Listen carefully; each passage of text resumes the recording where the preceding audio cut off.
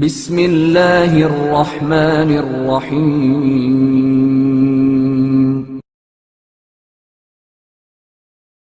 سچی توبہ۔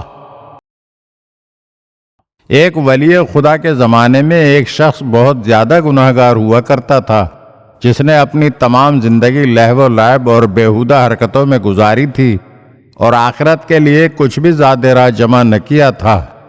نیک اور صالح لوگوں نے اس سے کنارہ کشی اختیار کر لی اور وہ بھی نیک لوگوں سے کوئی سروکار نہ رکھتا تھا۔ عمر کے آخری حصے میں اس نے جب اپنے کارناموں پر نظر ڈالی اور اپنی عمر کا ایک جائزہ لیا تو اسے امید کی کوئی کرن نظر نہ آئی۔ باغ عمل میں کوئی شاخ گل نہ تھی، گلستان اخلاق میں خوشبودار کوئی پھول نہ تھا۔ یہ دیکھ کر اس نے ایک ٹھنڈی سانس بھری اور دل کے کسی گوشے سے ایسی آواز نکلی کہ اس کی آنکھوں سے آنسو بہنے لگے۔ توبہ اور استغفار کرتے ہوئے بارگاہ خداوندی میں عرض کرنے لگا، اے وہ جو دنیا و آخرت کا مالک ہے، اس شخص پر رحم فرما کہ جس کے پاس نہ ہی دنیا ہے اور نہ آخرت، اور پھر کچھ عرصے ہی بعد اس کی موت واقع ہو گئی۔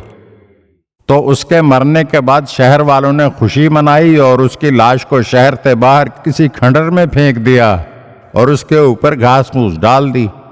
اسی موقع پر اس ولی خدا کو عالم خواب میں حکم ہوا کہ اس کو غسل و کفن دو اور متقی افراد کے قبرستان میں دفن کر دو۔ ولی خدا نے عرض کیا، اے دو جہاں کے مالک، وہ ایک مشہور و معروف گناہگار و بدکار تھا، وہ کس چیز کی وجہ سے تیرے نزدیک عزیز تر اور محبوب ہو گیا اور تیری رحمت و مغفرت کے دائرے میں آ گیا؟ تو جواب ملا کہ اس نے جب اپنے آپ کو مفلس اور درد مند دیکھا تو ہماری بارگاہ میں گریہ و زاری کی اور ہم نے اسے اپنی آغوش رحمت میں لے لیا۔ بھلا کون ایسا درد مند ہے جس کے درد کی ہم نے دوا نہ کی ہو؟ اور کون ایسا حاجت مند ہے جو ہماری بارگاہ میں روئے اور ہم اس کی حاجت کو پورا نہ کریں؟